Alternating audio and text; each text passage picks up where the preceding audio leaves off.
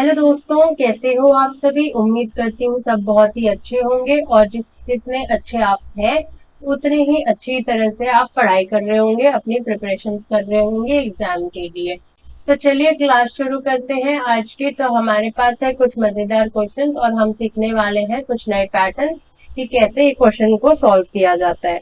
तो चलिए बढ़ते हैं अपनी क्लास की तरफ। तो हमें यहाँ देखने को मिल रहा है कि यहाँ पर है रोहिणी का कोडिंग किया है 3 में, इसी तरह से बिहार की कोडिंग की गई है 3 में और इससे हमें पता करना है कि प्रशांत की क्या कोडिंग होगी। तो हमें पता है यहाँ पर कि रोहिणी को दिया है 3 नंबर और बिहार का भी 3 नंबर है। अब रोहिणी में होता है 6 लेटर का वर्ड, सो ROHINE, ये तो 6 लेटर्स है। अगर हम इसको सेग्रीगेट करते हैं तो यहाँ पे वॉवल्स कितने हैं, OI and I, यहाँ पे 3 वॉवल्स है। और यहाँ पे कॉन्सोनेंट्स कितने हैं, तो यहाँ पर कॉन्सोनेंट्स भी RHN 3 है। तो अभी हमें डाउट हो रहा है कि हम किसको लेके चले, वॉवल्स को या कॉन्सोनेंट्स को। अगर हम वॉवल्स को लेके चलेंगे तो प्रशांत में आएगा 2 का नंबर का वॉवल्स, हमारे पास आएगा 2 आंसर। और अगर कॉन्सोनेंट्स को लेके चलेंगे तो हमारे पास आएगा 6 आंसर। सो यहाँ पर किसी एक को ही लेकर चलना है। तो यहाँ पे हम दो ऑप्शंस का आंसर्स नहीं लगा सकते। सो कौन सा आंसर होगा ये पता करने के लिए हम लेंगे हेल्प बिहार की। सो यहाँ पर जो बिहार का वर्ड है उसकी कोडिंग की गई गई है। सो यहाँ पे बिहार की हेल्प ले लेंगे, बिहार वर्ड की। सो यहाँ पर है बिहार, रोहिणी में हमें मिले 3 वॉवल्स और 3 कॉन्सोनेंट्स, और बिहार में हमें मिल रहे हैं 2 वॉवल्स। वॉवल्स जो है वो 2 है और कॉन्सोनेंट्स जो है वो 3 है। सो 3 जो रोहिणी की कोडिंग हुई है 3 में, और जो बिहार की कोडिंग हुई है 3 में, ये दोनों सेम कहाँ पर पता चल रहा है, तो ये दोनों कॉन्सोनेंट्स की 3 की कोडिंग करी हुई है। तो इसका मतलब जो यहाँ पे पैटर्न है वो ये है कि आपके पर्टिकुलर वर्ड में कितने कॉन्सोनेंट्स लेटर्स है वही आपका आंसर हो जाएगा। सो इस तरह से हमें मिला इस क्वेश्चन का पैटर्न। तो अभी हम पता कर लेंगे कि प्रशांत में कितने लेटर्स हैं जो कॉन्सोनेंट्स हैं, तो उस हिसाब से हमें मिल जाएगा इस क्वेश्चन का आंसर।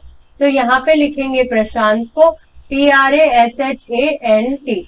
सो इसमें हम वॉवल्स को हटा देंगे। सो ये दोनों हट गए, बचा कितना, ये दो और ये दो। सो 2 का 3 टाइम्स यानी कि 6। तो हमें मिल गया इस क्वेश्चन का answer option number C 6। Option number 6 हो गया इस क्वेश्चन का आंसर।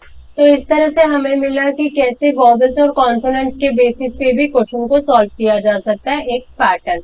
बढ़ेंगे नेक्स्ट क्वेश्चन की तरफ।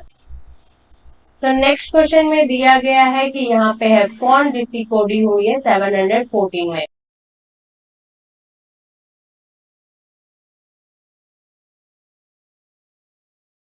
ये लिख दिया हमने हमारा क्वेश्चन फॉन्ट, और इसकी कोडिंग हुई है 714 में। और इसकी जो नंबर्स होते हैं, इसकी प्लेस वैल्यू वो होता है 6, 15, 14 एंड 20। अब इनका अगर ऐड करेंगे 20 प्लस 14 34, 34 प्लस 15 49, 49 प्लस 6, तो यहाँ पे आएगा 55। ये तो वो नंबर नहीं है, ठीक है। तो इनके ऑपोजिट्स को देख लेंगे, U का 21, O का ऑपोजिट L 12, N का M 13, T का G 7। तो इस तरह से 7 हो जाएगा यहाँ पर। अगर इन सबको ऐड करेंगे तो 21 प्लस 12 ये हो जाएगा 33, 33 प्लस 13 हो जाएगा 46, 46 प्लस 7 करेंगे तो यहाँ पर आएगा 53। सो 53 से भी नहीं हुआ। इसका मतलब यहाँ पर हम किसी भी छोटे से नंबर को बड़ा बनाने के लिए दो ऑप्शंस है, या तो एडिशन कर लो या तो मल्टीप्लीकेशन कर लो। एडिशन से तो हमारा आंसर आया नहीं, तो हम मल्टीप्लीकेशन करेंगे। तो यहाँ पर हमें जो आंसर नहीं आया है हम उनको मिटा देते हैं। तो हम यहाँ पे कर लेते हैं 6 प्लस 15 इंटू 14 प्लस 20। तो इन दो टर्म्स को हम प्लस करके मल्टीप्लाई करेंगे। तो इन दोनों का प्लस हो जाएगा 21 और इन दोनों का प्लस हो जाएगा 34। 21 और 34 को मल्टीप्लाई करते हैं तो क्या 714 आ जाएगा। तो यहाँ पर देख लेंगे इन दोनों का मल्टीप्लीकेशन, 4 1 जा 4, Then 3 ones 3 and 4 twos 8. 8 plus 3 11. 1 carry 3 twos are 6 plus 1 714. So इस तरह से 21 मल्टीप्लीकेशन बाई 34 किया तो हमें आया 714। इसका मतलब यहाँ पर हो रहा है first and term second term में एडिशन और फिर इन दोनों के बीच में मल्टीप्लीकेशन। तो इस तरह से मिला हमें ये क्वेश्चन का कोडिंग लैंग्वेज। अब हमें इसी को पुट करना है अपने क्वेश्चन वाले वर्ड की तरफ जो कि है JOKE जोक। सो जोक में हमें पुट करना है अभी, तो जोक को सॉल्व कर लेते हैं। सो J का 10, O का 15, K का 11, 5 E का 5, इन दोनों को ऐड करना है, बीच में मल्टीप्लीकेशन है। सो इस तरह से करना है, इस तरह से आ जाएगा। सो 15 और 10 हो जाएगा 25 इंटू 11 एंड 5 हो जाएगा 16। सो हमें करना है 25 और 16 का मल्टीप्लीकेशन, जो आएगा वही इस क्वेश्चन का वैल्यू हो जाएगा। तो 16 5 का होता है 80, 0 आएगा 8 कैरी, 16 2 जा 32, 32 में 8 को प्लस कर देंगे तो यहाँ पर आ जाएगा 40। इस तरह से हमें मिला ऑप्शन नंबर बी 400 इस क्वेश्चन का आंसर। सो ये भी एक नया पैटर्न हमें सीखने को मिला कि यहाँ पर जो होता है फर्स्ट टू टर्म्स की एडिशन कर दी, सेकेंड टू टर्म्स की एडिशन कर दी और इन दोनों के आपस में मल्टीप्लीकेशन कर दिया गया है। सो इस तरह से हम इसको सेग्रीगेट भी कर सकते हैं दो दो के टर्म्स में। इस तरह से हमें पैटर्न को याद रखना है, क्वेश्चन कैसे सॉल्व हो रहा है। नेक्स्ट क्वेश्चन पे चलेंगे।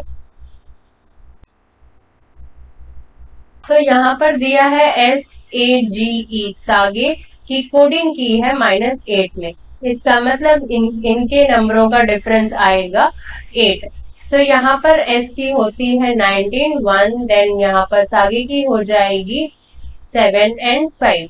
इस तरह से आया। अगर इन सबको आपस में प्लस कर देंगे तो यहाँ पर हो जाएगा 19 1 20 एंड 20 प्लस 7 5 12, 20 और 12 को प्लस करेंगे तो 32 आएगा।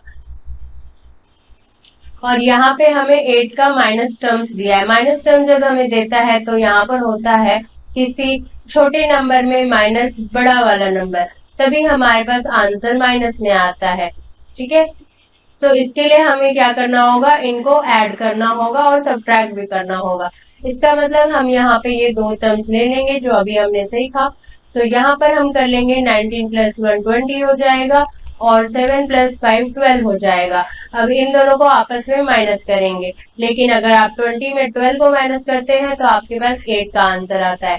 इसी तरह से अगर आप इसको जिगजैग कर देंगे यानी कि क्रॉस कर देंगे, यहाँ पर आएगा 12 माइनस 20, तो यहाँ पर आंसर आएगा -8।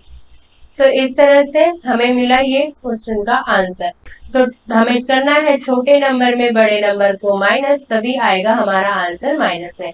इस तरह से हमें मिला ये पैटर्न कि यहाँ पर क्या हो रहा है, यहाँ पे फर्स्ट और सेकेंड टर्म का एडिशन हो रहा है, इसी तरह से थर्ड और फोर्थ टर्म का एडिशन हो रहा है और बीच में माइनस हो रहा है। इससे पहले वाले टर्म में हमने देखा कि फर्स्ट एंड सेकेंड और थर्ड एंड फोर्थ टर्म का आपस में एडिशन होके बीच में हो रहा है मल्टीप्लीकेशन, और यहाँ पर बीच में हो रहा है माइनस, और उसके बाद भी एडिशन के बाद आपको इसको क्रिस क्रॉस कर देना है, यानी कि ये सेकेंड टर्म आ जाएगा फर्स्ट में और फर्स्ट टर्म चला जाएगा सेकेंड में। ठीक है, इस तरह से हो जाएगा। तो यहाँ पर आएगा उनके डिफरेंस का नंबर यानी कि -8। अब हमें इसी को फॉलो करना है अपने क्वेश्चन मार्क यानी अपने पूछे हुए क्वेश्चन में, यानी कि वर्ब का क्या कोड बनता है उस। तो यहाँ पर हमें देख लेना है कि कैसे आएगा सेम फॉलोइंग पैटर्न में वर्ब का आंसर। सो इन दोनों को हमें प्लस करना है और फिर बीच में माइनस करना है। सो यहाँ पर हो जाएगा तो इनकी नंबरिंग कर लेंगे। इनकी जो प्लेस वैल्यू होते हैं वो होते हैं 22 5 18 एंड 2। और अब हमें यहाँ पे करना है 18 प्लस 2 माइनस 22 प्लस 5, इस तरह से करना है। ठीक है, सो 18 प्लस 2 किया 20 आया, माइनस 22 प्लस 5 किया 27 आया। 20 में 27 को माइनस करते हैं तो हमें आंसर आता है -7, जो कि है ऑप्शन नंबर 1 में। सो इस तरह से हमें मिला इस क्वेश्चन का आंसर। बढ़ेंगे नेक्स्ट क्वेश्चन की तरफ। सो यहाँ पर हुआ है BYE की कोडिंग 245 में। ये इसके से प्लेस वैल्यू भी हो सकती है और इसके ऑपोजिट्स की प्लेस वैल्यू भी हो सकती है। सो इसके प्लेस वैल्यूज लिख लेंगे 2, 25 एंड 5। इन सबको ऐड किया तो ये बन जाएगा 32। यहाँ पर फिर से हमें यही चीज देखने को मिल रही है कि हमें 32 से जाना है 245 की तरफ, यानी कि एक छोटे नंबर से बड़े नंबर की तरफ जाने के लिए हमें करना होता है एडिशन एंड मल्टीप्लीकेशन। एडिशन करके ये आंसर नहीं आया तो हमें अब चूज करना होगा मल्टीप्लीकेशन को, यानी कि अब हमें इसमें करना है मल्टीप्लीकेशन। और यहाँ पर 2 को अगर आप किसी नंबर से मल्टीप्लाई करते हैं तो आपको यूनिट डिजिट में 5 नंबर चाहिए। इसका मतलब यहाँ पर 2 के टेबल्स में तो 5 आता नहीं है, दैट मीन्स आप इस के प्लेस वैल्यू के साथ में हम नहीं ले सकते इस पूरे टर्म को। सो एक तो हमें करना है मल्टीप्लाई का को चेक जिससे हमें वैल्यू आएगी, और दूसरा हम इसके प्लेस वैल्यू को साथ नहीं जा सकते, तो अब हम करेंगे हम इसके ऑपोजिट्स के प्लेस वैल्यू के साथ जाएंगे। सो बी का ऑपोजिट होता है y एंड y का b एंड e का b। इनके नंबर्स लिख लेंगे 25, 2 एंड 22। इन सबको ऐड किया तो हमारे पास आ गया 25 और ये 22 प्लस 2 हो जाएगा 24। तो 24 और 5 को प्लस कर देंगे तो यहाँ पर आ जाएगा 49। सो हमारे पास है 49 का टर्म्स और हमें चाहिए यूनिट डिजिट में 5। इनको किस नंबर के साथ मल्टीप्लाई करेंगे तो यूनिट डिजिट में हमें 5 देखने को मिलता है। तो अगर आप 5 से ही मल्टीप्लाई करेंगे तो ही आपको यूनिट डिजिट में 5 देखने को मिलेगा। सो हम यहाँ कर लेते हैं 49 का मल्टीप्लीकेशन 5 से, तो हमें कितना आ जाएगा 5 9 जा 45, 4 कैरी 5 आ गया एंड 5 4 जा 20 प्लस 4 24। सो इस तरह से हमें मिला कि 49 में मल्टीप्लाई किया 5 से तो हमें मिल गया 245। तो यहाँ पर जो बेसिक लॉजिक यहाँ पे लग रहा है वो क्या है दोस्तों, तो यहाँ पर हमें पता चला कि बाई की कोडिंग हुई है उसके ऑपोजिट नंबर से और उस ऑपोजिट नंबर की प्लेस वैल्यू को इंटू 5 कर दिया गया। तो मतलब इसकी पहले हुई है इसके ऑपोजिट्स की होती है v। पहले फर्स्ट स्टेप में आया है इसका ऑपोजिट्स और सेकेंड स्टेप में आया है इसके ऑपोजिट्स की प्लेस वैल्यू, यानी कि 25, 2 एंड 22। तो इसमें थर्ड स्टेप बनता है इन प्लेस वैल्यू को हमें कर देना है ऐड। इन सबको हमने किया ऐड तो हमें मिला 49। तो इस तरह से आता है हमें प्लेस वैल्यू को जब हम एडिशन कर देंगे तो हमें मिलेगा 49 और फिर 49 में हमें करना है फोर्थ स्टेप में इंटू 5। सो 49 को जब हमने इंटू 5 किया तो हमें मिला वो कोड जो कि है 245। सो ये वाले जो बाई की कोडिंग हुई है 245 में ये हमें मिल गई यहाँ पर। अभी हमें इसको ही सेम टू सेम इसको फॉलो करना है उसको गिवन वर्ड पे जो हमें जिसका क्वेश्चन का आंसर फाइंड आउट करना है, जिसके ऑप्शंस हमें दिए। तो यहाँ पर है CAR कार, तो कार की हमें करनी है सॉल्यूशन। सो ऑपोजिट्स ले लेंगे, सी का ऑपोजिट x, a का z एंड r का i। इनकी प्लेस वैल्यू होती है 24, 26 एंड 9। इन सबको ऐड कर देने से हमारे पास नंबर आएगा 59। फिर 59 को हमें करना है इंटू 5। सो 9 5 जा 45, 5 बचा 4 कैरी, 5 5 जा 25 प्लस 4 29। सो इस तरह से हमें मिला 295, ऑप्शन नंबर सी इस क्वेश्चन का आंसर। सो इस तरह से भी हो सकता है कि प्लेस वैल्यू के नंबर्स को ऐड किया और फिर उसमें कुछ ना कुछ मल्टीप्लाई किया जिससे मिला एक पर्टिकुलर कोड जो हमारे क्वेश्चन में दिया गया है, ठीक है, जैसे बाई की। सो इस तरह से हमें मिला इस क्वेश्चन का आंसर। बढ़ते हैं नेक्स्ट क्वेश्चन की तरफ। सो यहाँ पर दिया है घोस्ट की कोडिंग दी है ONGCB में। सो इसको लिख लेते हैं। यहाँ पर शुरू में आपको लिख के ही करना चाहिए, जब आप थोड़े से अच्छे से पक्के हो जाएंगे सॉल्व करने में तो आपको कोई जरूरत नहीं है घोस्ट लिखने की, आप डायरेक्ट ही सॉल्व करने लग जाएंगे नंबर से। जैसा कि मैंने अपनी पिछले क्लासेस में कहा है कि जब आप इनको इनके प्लेस वैल्यू से टर्म डाउन कर देते हैं, तो जब आप अपने वर्ड्स को उनकी प्लेस वैल्यू में टर्म कर देते हैं तो आपका तरफ जल्दी से आप पहुंच जाते हैं। ONGCB। सो बहुत ही कम टाइम लगता है जब आप इनके प्लेस वैल्यू के साथ में काम करते हैं। सो O15 N14 7 3 and 2। सो इस तरह से हमें मिल गया इसकी प्लेस वैल्यू। तो जब आप प्लेस वैल्यू को लिख लेते हैं तो आप वर्ड को भूल जाइए और सिर्फ प्लेस वैल्यू के नंबर्स के साथ काम कीजिए। उससे बहुत ही जल्दी होती है आपको पैटर्न को ढूंढने में, आपकी किसी भी क्वेश्चन को सॉल्व करते हुए। यहाँ पे हम देख लेते हैं, अगर आप डिफरेंस निकालेंगे तो यहाँ पर क्या आ जाएगा।